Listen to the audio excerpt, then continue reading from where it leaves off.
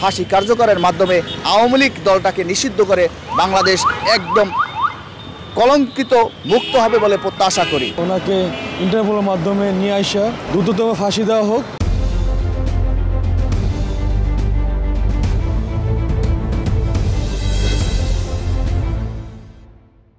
এই রায়ের মাধ্যমে দেশে একটা জাতির কলঙ্ক মুক্ত হয়েছে।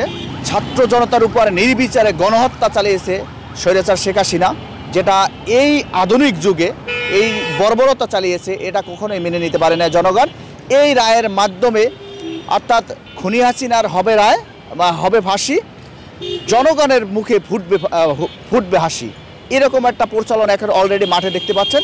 তো আমরা চাচ্ছি যে এই রায়ের মাধ্যমে বাংলাদেশ কলঙ্কমুক্ত হয়েছে। ছাত্র জনতার আত্মার মাগফিরাত কামনা করছি, তাদের আত্মাও শান্তি পেয়েছে এই রায়ের মাধ্যমে।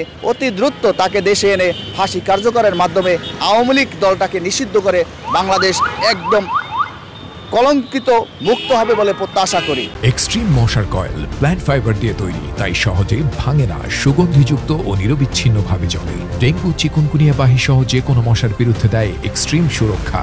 আর বাকি যে আওয়ামী লীগের লোকজন যারা, যে নেতারা গণহত্যা চালিয়েছে বিভিন্ন অঞ্চলে, তাদেরকেও অতি দ্রুত গ্রেপ্তারের মাধ্যমে দৃষ্টান্তমূলক শাস্তি দিবেন বলে প্রত্যাশা করি। অনেক খুশি।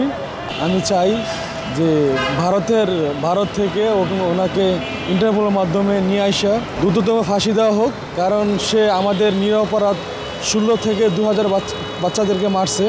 তার এদেশে আইনে সবার সামনে ফাঁসি দেওয়া দরকার। আন্তর্জাতিকভাবে ভারতের উপর চাপ প্রয়োগ করে নিয়ে আসার ব্যবস্থা করা হয়, তাহলে অতি দ্রুত সময়ের ভিতরে এটা করা সম্ভব। এবং আমরা সকলেই চাই এই রায়টা দ্রুত কার্যকর হোক, এতে মানুষের মুক্তি মিলবে। কেননা মুক্তি মিলেছে 24-এর আন্দোলনে ফ্যাসিস্ট হাসিনার যে অন্যায়, জুলুম, নির্যাতন, তার জন্য এটা একটা যুগান্তকারী রায় হয়েছে।